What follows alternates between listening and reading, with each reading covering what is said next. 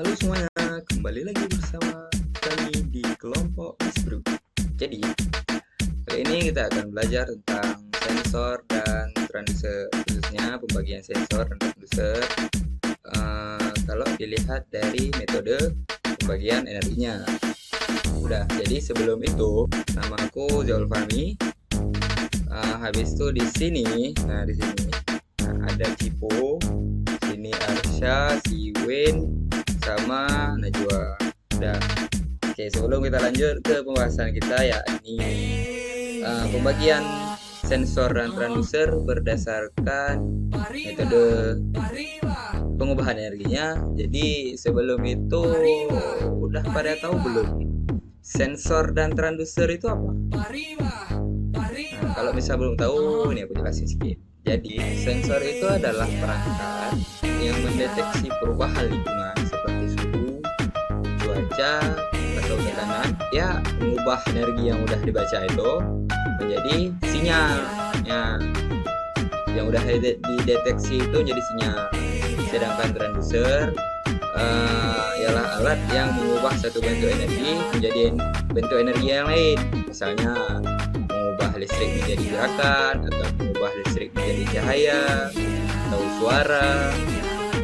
Jadi dari yang udah saya paparkan di atas, sensor itu mendeteksi, sedangkan transducer dia mengubah.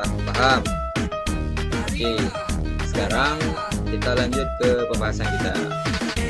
Pembagian sensor dan transducer berdasarkan metode pengubahan energinya. Nah, yang pertama self-generating transducer atau sensor pembangkit sendiri. Nah, itu yang pertama. Yang kedua ada external power transducer atau transducer daya luar. Nah, sampai sini ingat kan?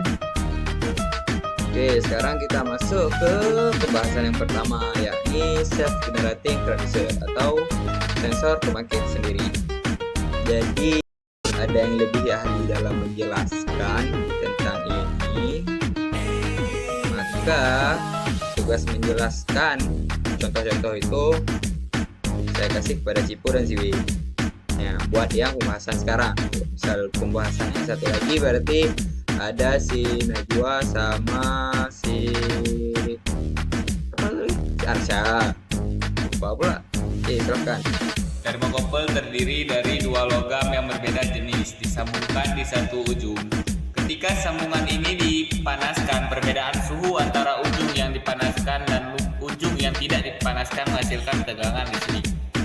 Yang kedua, piezoelektrik menghasilkan tegangan listrik ketika mengalami tekanan mekanis atau deformasi.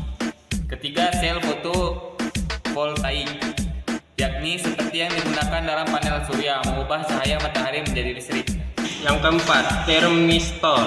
Pada termistor NTC, ketika suhu meningkat, resistansinya menurun.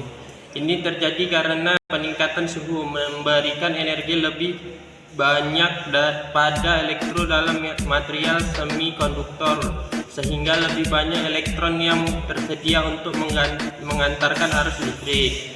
5. Transducer elektrodinamik. Dalam mikrofon dinamik, diafragma yang sensitif terhadap tekanan suara dihubungkan dengan kumparan kawat yang dililitkan dalam medan magnet.